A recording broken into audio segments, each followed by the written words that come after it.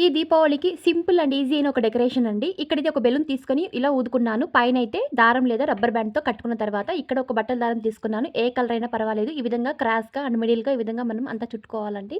చూడండి మందంగా ఈ విధంగా చుట్టుకున్న తర్వాత దారాన్ని చివర్లో కట్ చేసి ఈ విధంగా బాగా ముడివేసుకుంటున్నానండి. రాకుండా చూడండి ఈ విధంగా తయారు చేసుకున్న తర్వాత కట్ చేయకుండా ఈ విధంగా మనం హోల్స్ పెట్టుకున్నట్లయితే చాలా ఈజీగా గాలైతే రిమూవ్ అవుతుంది.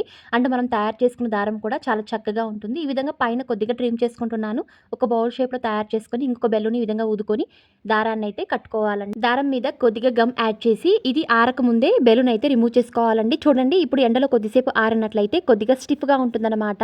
అటు ఇటు కదలదు. చాలా చక్కగా ఒక బౌల్ షేప్‌లో ఉంటుంది. ఈ విధంగా ఉంబి తీసుకొని అటు ఇటు ఈ విధంగా హ్యాంగింగ్ చేసుకోవాలండి. మిడిల్‌లో అయితే ఒక చిన్న లైట్ పెట్టుకున్నానండి. అంతే అండి. చాలా సింపుల్‌గా దివాళీకి ఎటువంటి కష్టం లేకుండా ఈజీగా తయారు చేసుకోవచ్చు. బయట ఆన్‌లైన్‌లో కొనకుండా ఇంట్లోనే తయారు చేసుకోవచ్చు. తప్పకుండా ట్రై చేయండి. ప్లీజ్ ఛానల్‌ని like and subscribe and share. Thank you.